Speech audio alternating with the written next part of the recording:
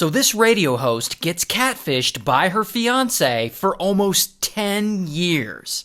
Now her name is Kirat, and she's in her 30s, and she's a radio host living in London. And one day in 2009, her cousin connects her with this guy on Facebook. His name's Bobby, and Bobby's a cardiologist, and he allegedly lives in the area. And so Kirat and Bobby, they start messaging back and forth, and Kirat does not think he is fine, as they are both currently in a relationship with someone else. So instead, they become friends on Facebook. But then, one night, Kirat's out at a bachelorette party, and suddenly, boom, she sees Bobby across the room.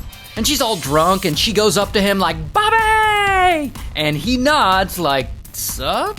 I mean, it's 2 a.m., it's crowded, the music's super loud, so they don't really talk. However, they do keep talking online through Facebook, and at some point, Bobby tells her he's going to Kenya to visit some family, and he leaves and he goes to Kenya. Sometime later, Kirat's at work, and she gets a phone call, and it's her cousin. You know, the cousin who connected her online with Bobby. We'll just call her Cousin. And Cousin is a little younger than Kirat, but they're close friends. And so Cousin is on the phone and she's freaking out like, Bobby's in Kenya and he's been shot and it's bad and I don't know if he's gonna make it. And Kirat's like, "Oh no, he's been shot? That sucks." And she's sad and all, but honestly, she doesn't really know him that well. But then Bobby dies.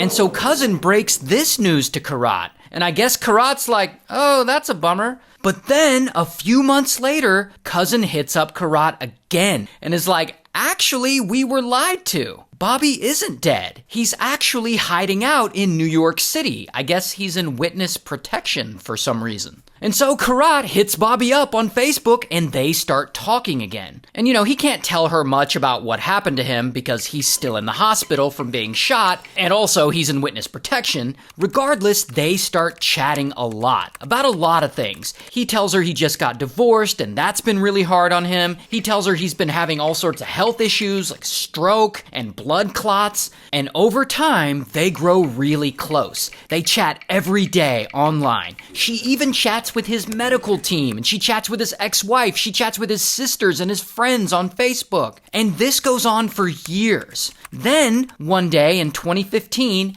everything changes. Because old Bobby, he drops a bomb on her. He tells her that he's always loved her. And Kirat tells him that she loves him. And so pretty quickly, they're in a full-blown relationship. And now they're talking all the time, and they're sending each other sweet messages all the time. Well, actually, Bobby's vocal cords are damaged because of the stroke. He's paralyzed on one side, so he doesn't talk. He actually texts her, and Kirat replies to him with audio messages. "I love you. I missed you so much today, sweets. So much. I really hope you're not too down." And so a year goes by, and this long-distance relationship is still going strong. Like, they're still chatting every day. But now they'll do Skype calls. But his vocal cords are still damaged, so he kind of has to talk in a whisper. But they do talk. But not only that, at one point, he proposes to her through Facebook Messenger. How romantic. And then like a dozen or so of Bobby's friends are hitting her up on Facebook, congratulating her. And Bobby and Kirat are like picking out wedding venues and outfits, and they're looking at engagement rings online together. I guess they're like just sending links back and forth to each other. I mean, shit is getting pretty serious between them. However, unfortunately, Kirat is starting to get a little frustrated with Bobby because he keeps saying he'll come visit her at some point in London. However, every single time, he has to suddenly cancel his trip last minute. Like, "Oh, witness protection is moving me again," or, "Oh, I had another stroke." And to make it worse, he's getting a bit controlling. Like, he's jealous and he's constantly checking in, making Kirat video chat with him to see where she is. But of course, he never turns his camera on. And so this isn't going quite as well as she had wanted. But then, one day, she gets a little bit of hope. Because finally, Bobby hits her up, and he's like, "Sugar Plum, I'm coming to London."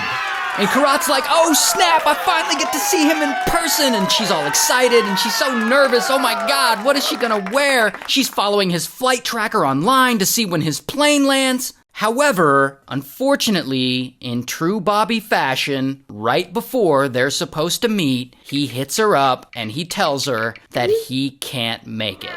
And of course, this makes Kirat really upset, and she lets him know. Broken my heart, shattered my dreams. I thought you loved me. I love you, but I can't do this. Now, at some point, she's starting to feel like something's not right about all this. Like he's always canceling his visits at the last minute. I mean, she's been chatting with him online for 9 years at this point. And the only time she's ever met him in person was that one night at the bachelorette party all those years ago. So, like, what is his deal? Something feels off. So she goes and she hires a private investigator to look into Bobby. And private investigator must have some serious skills because pretty quickly, boom, he finds that Bobby actually has a house. And oh, he's not living in New York City in witness protection. He actually lives in England, about an hour away from her in Brighton. And Kirat is pissed. She's like, bro's been living an hour away from me this whole time and lying about it? Oh, hell no. And she drives the fuck over to his house, ready to confront him. And so she gets there and she knocks on the door. And guess who answers? Bobby's wife. He's married.